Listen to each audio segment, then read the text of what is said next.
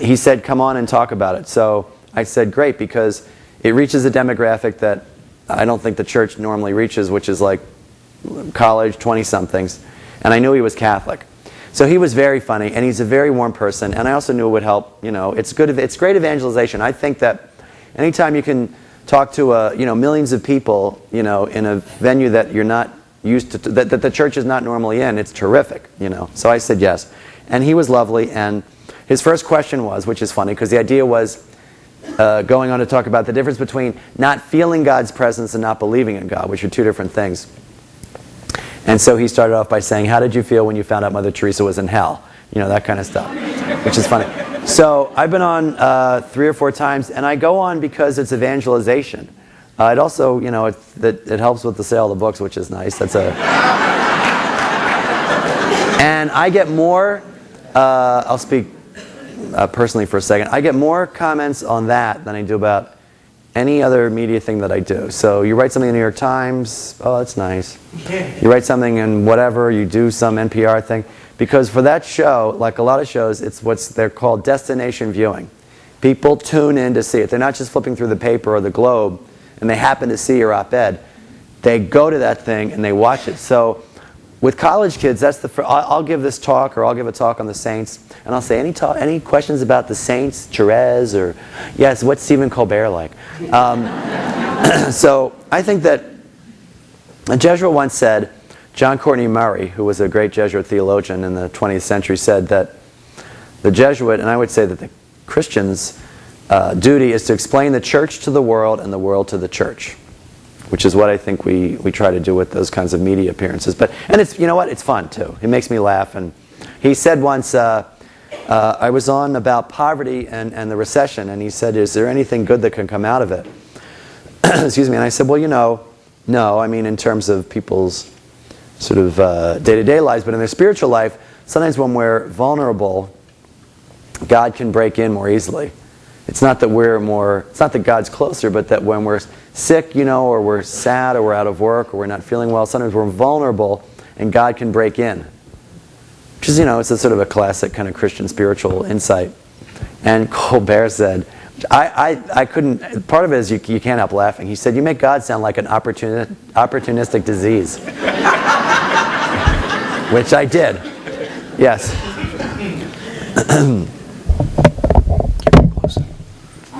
Father, there was a complimentary book review of your book in Commonweal magazine by Jones. I think his name is Jones. I can't remember exactly. It's, Peter Nixon, I think. Peter Nixon, who's a Jesuit theologian, I guess, in Santa Clara. He mentioned very complimentary, but there's 3 things he mentioned in the Common magazine. I'm glad you're here.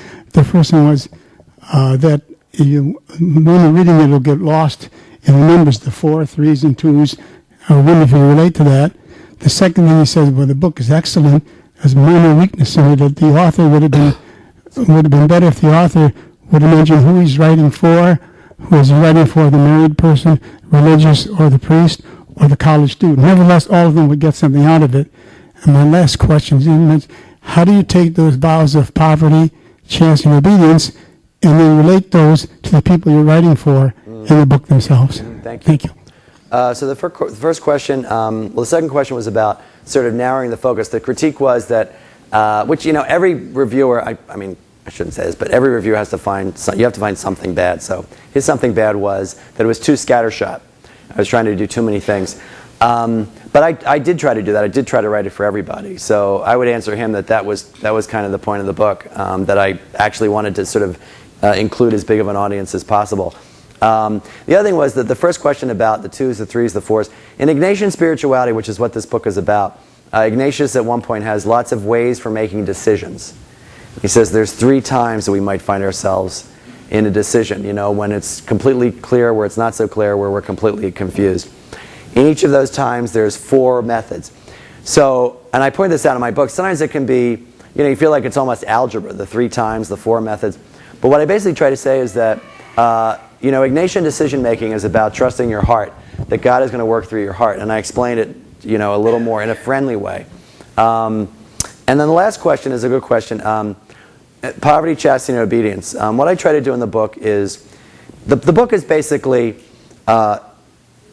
is Ignatian spirituality, which is finding God in all things for everybody. Not just for Jesuits or priests or brothers and sisters, for everyone. Because Ignatius meant it to be for the widest possible audiences possible, which is a redundant thing, which I would have edited out. So, but at one point in writing the book, I thought I have to talk about the vows and how they can say something to people who are not in religious life or in the priesthood. And what I do is, because they're each beautiful for me, and what I do is I say that poverty is about simple lifestyle. And I talk about what it means to live simply and how freeing that is, because the vows are all about freedom.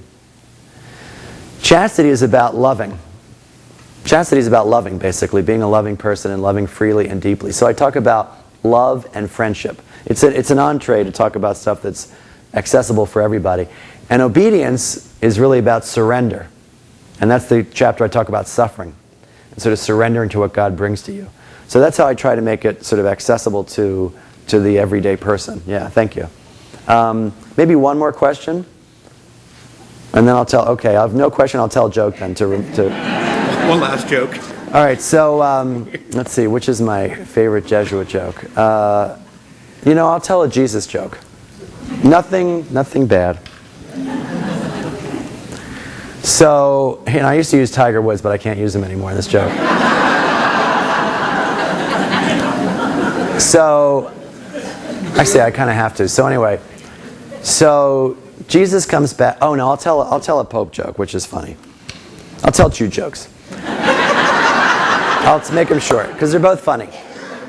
So John Paul dies and he goes to heaven. Goes to heaven and God says, "You've been so good. You've been like such a great Pope, and you were there for 25 years. I'm going to do something I don't normally do, which is I'm going to give you a wish for something on earth. Whatever you want. I don't normally do this, but it's special. Anything you want." And John Paul says, "Really?" He says, "Anything. Doesn't matter how hard it is. I can do it. I'm God." So John Paul says, "You know what? This is going to sound really weird, but I would like a bridge to be built from Europe to Rome." And God says, "Well, why would you want that?" And he says, "Well, there's so much anger in Rome and in Europe about immigrants in Africa, and we don't know Africa very well. And I think if we had a bridge, people could go back and forth, and there'd be a lot less problems." And God says, well, I don't think that's possible. Because if you think about all the metal it would take, and how high the bridge would have to be, and all the waves, and I just don't think that's possible. Physically, it's impossible.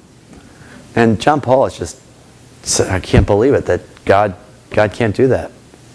He said, anything else?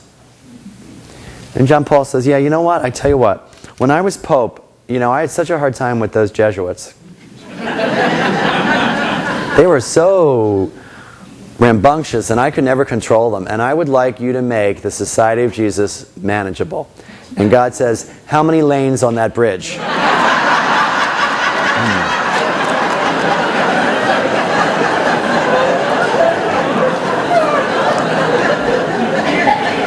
So the other one is about Jesus, who comes back to earth. It's the second coming. And he goes to the Vatican, and he says to Pope Benedict, "Well, I'm back." And of course, the Pope's very happy to see him. And he says, "But before I usher in the kingdom, I'd kind of like to sort of travel around the world and do things that I wasn't able to do in my 33 years in first century Palestine. Things have changed so much, I'd kind of like to do things." So he travels all over the place, and he meets people, and he goes to Disneyland, and so he's in the United States, and he's with some Catholics at a church. They're very happy to see him, he asks this guy. He says, "Well, what do people do here for fun?" And so one guy says, "Well, we watch TV." And he says, "Yeah, I've done that." And he says, "We go to movies." He says, "Yeah, I've done that." And he says, "I golf." And Jesus said, "Yeah, what is that exactly? I've seen you do that." He says, "Well,